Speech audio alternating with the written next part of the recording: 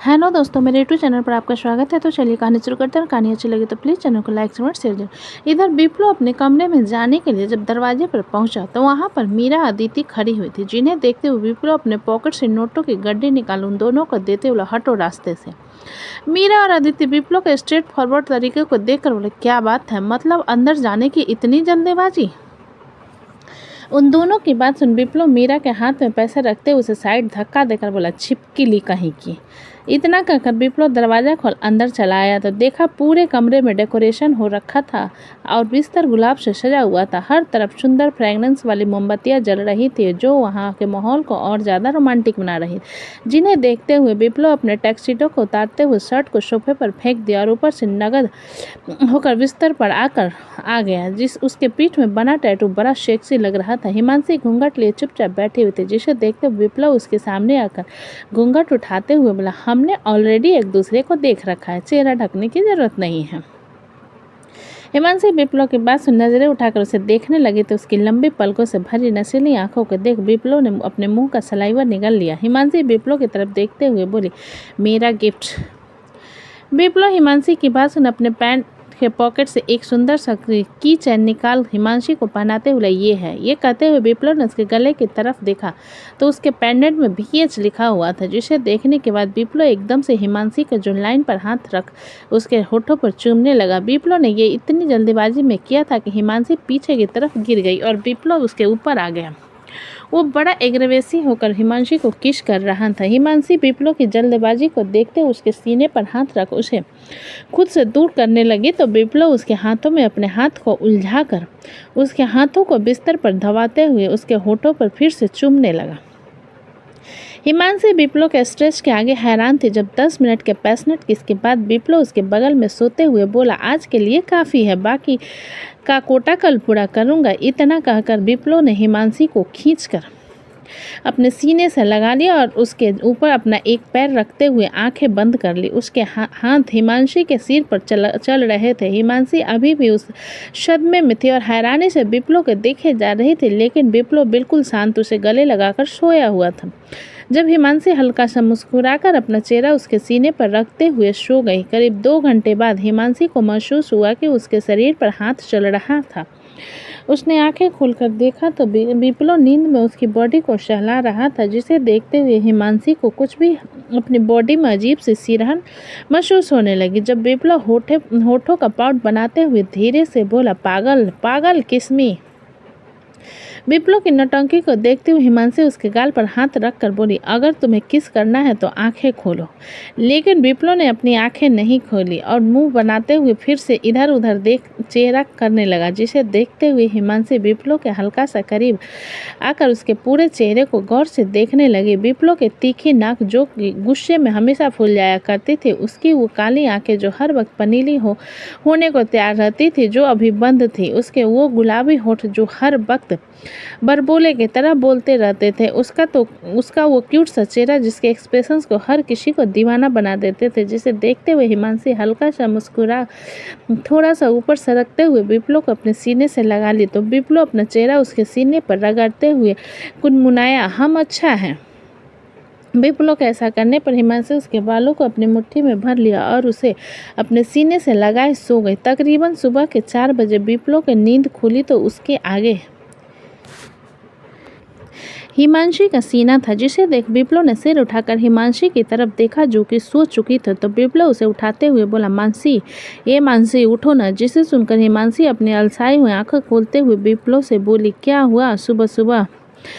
जिसकी बात को बीच में काट विप्लव उसके चेहरे को पकड़ते हुए बोला, हम दोनों शादीशुदा है। हाँ यार, हम दोनों शादीशुदा है और देखो एक ही बिस्तर पर सोए हुए हैं, इतने करीब जितना मैंने सोचा था। हिमांशी विप्लव की बात पर सुन उसे देखने लगी तो विप्लव हिमांशी के होठ और उसके गले को छूते हुए बोला, तुम सच में एंजल हो, तुम्हारी आंखें सबसे ज़्यादा क्यूट है।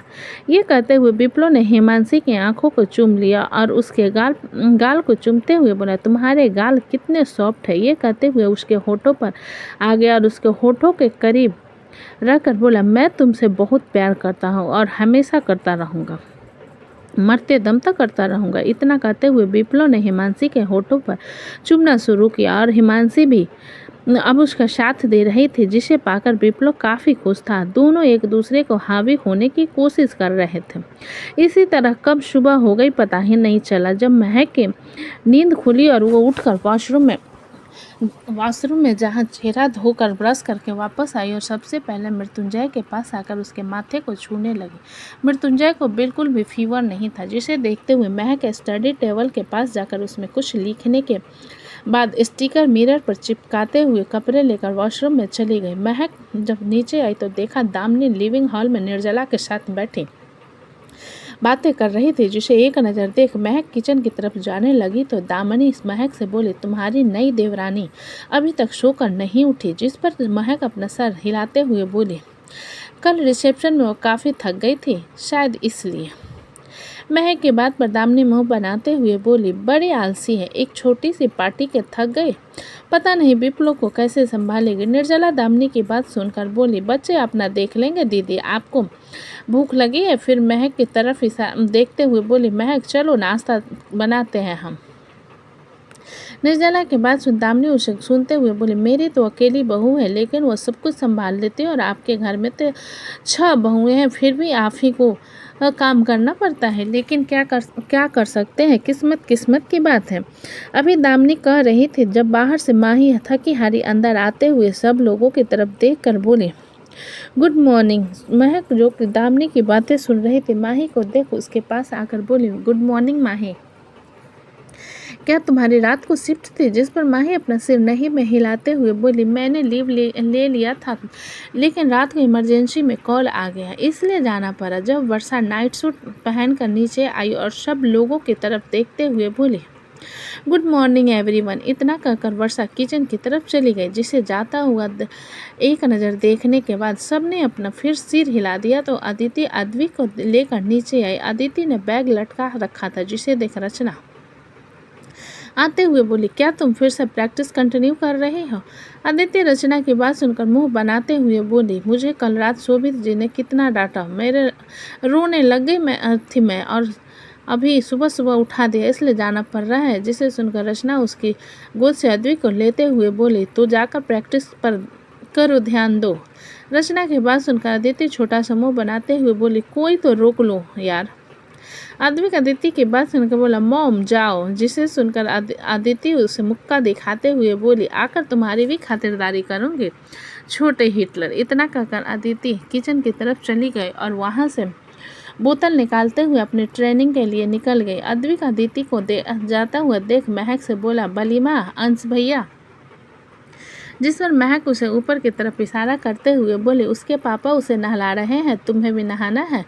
अद्विक महक की बात पर अपना सर नहीं में हिलाते हुए बोला, मैं नहा लिया, पापा ने नहलाया। अद्विक की बात सुन महक कुछ कहते उससे पहले वर्षा किचन से अपने हाथ में ट्रे पकड़े बाहर आई, जिसे देखकर दामिनी बोली, चलो चाय तो मेरी। दामिनी की बात सुन वर्षा बिना किसी भाव के उसे देखते हुए बोली, ये कॉफ़ी है मेरे और स्वीटी के लिए। फिर महक की तरफ देखते हुए बोले, मैंने चाय चढ़ा दिया और बच्चों के लिए ओट्स रख दिए हैं, सबको खिला देना। इतना कहकर वर्षा एक नज़र दामिनी की तरफ देखने के बाद ऊपर की तरफ चली गई, जिसे जाता हुआ देखकर दामिनी मुंह बनाकर बोली, इसका तो अलग ही एटीट्यूड है, जैसे इस घर की महारानी हो।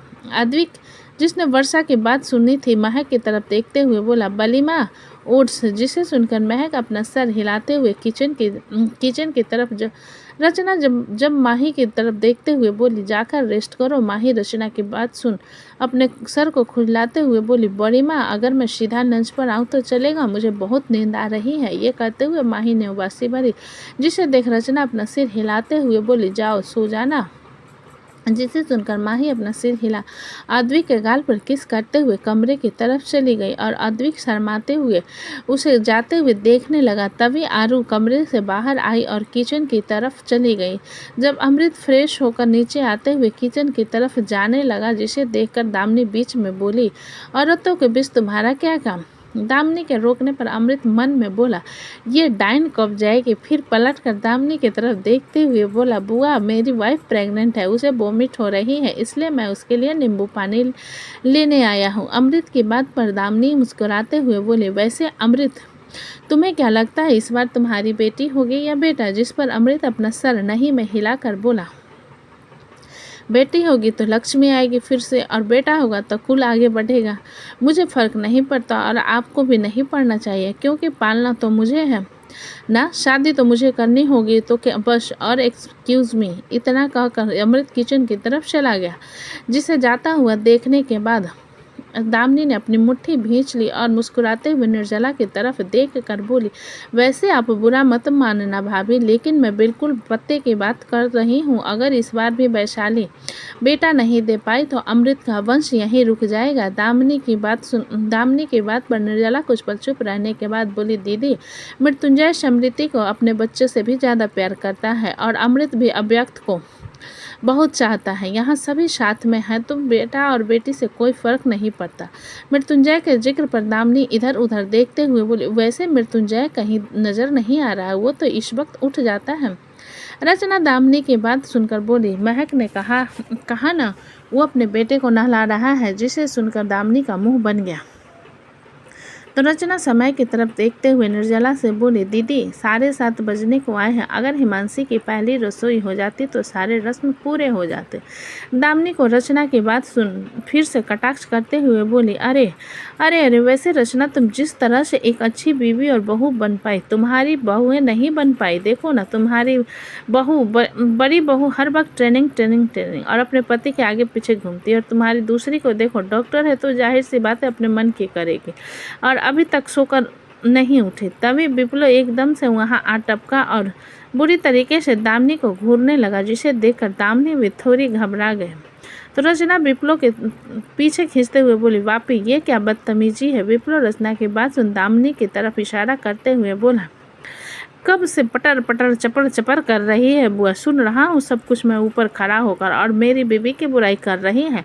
दामिनी विप्लो की बात सुनकर बोली, मैं बुराई नहीं कर रही थी, मैं बिल्कुल सही कह रही थी। आज उसकी पहली रसोई है और तुम्हारी बीवी 8 बजने को आए हैं, अभी तक सो रही है। विप्लो दामिनी की बात पर उसके सामने रखी कुर्सी पर बैठते हुए बड़ी बेशर्मी से बोला, क्योंकि मैंने उसे सोने ही 6 बजे दिया है, इसलिए मैंने कहा कि तुम रेस्ट करो, रात को अपना रसोई पूरा कर लेना।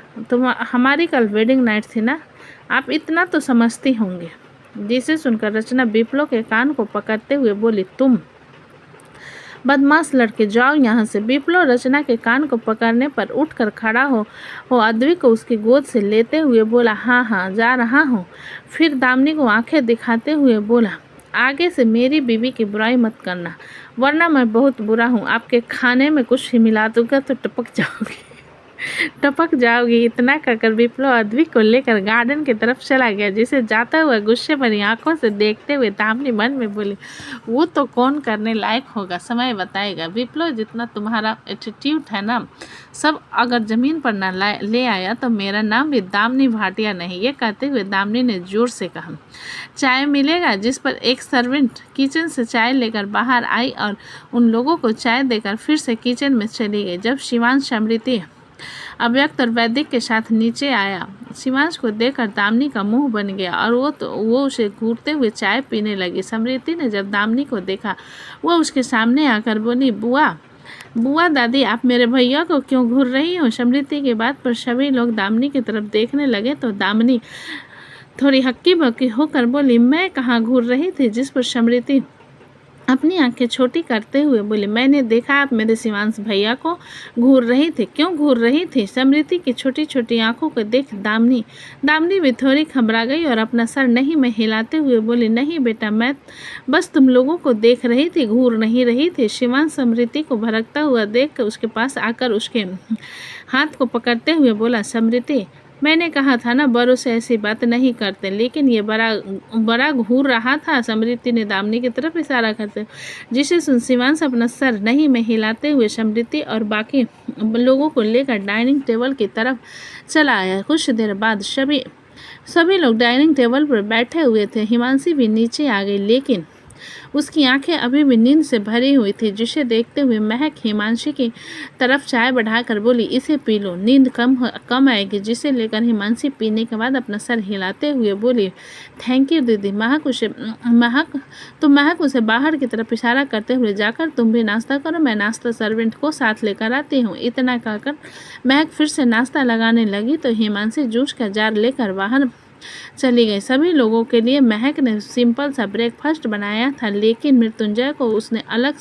ब्रेकफास्ट दिया, जिसे देख अव्यक्त बोला, मम्मा डैड को क्यों, मुझे भी खाना है, वही टेस्टी दिख रहा है। मृत्युंजय अव्यक्त की बात सुन उसे चीरते हुए बोला, तुम्हारी माँ मुझे सबसे ज़्यादा प्यार करती है, इसलिए वो मेरे लिए स्पेशल नाश्ता लेकर आई है।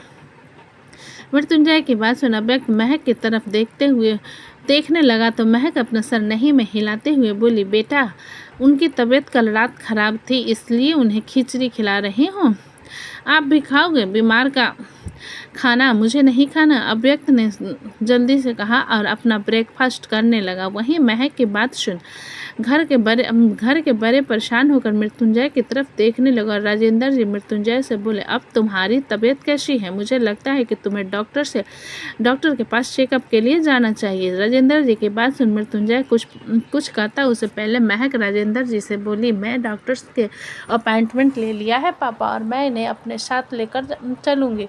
विकल्प महक की बात पर सुनकर बोला, भाभी मुझे भी प्रणव को मंथली चेकअप के लिए ले जाना था, अगर आपको दिक्कत ना हो तो क्या आप लेकर चली जाओगे? मेरी आज मीटिंग है। महक विकल्प की बात पर सुन अपना सर हिलाते हुए बोली, ठीक है। जब एकांश महक की तरफ देखते हुए बोला, मम्मा। महक एकांश की बात पर उसे देखने लगी, जिस पर सारे बच्चे महक को देखने लगे।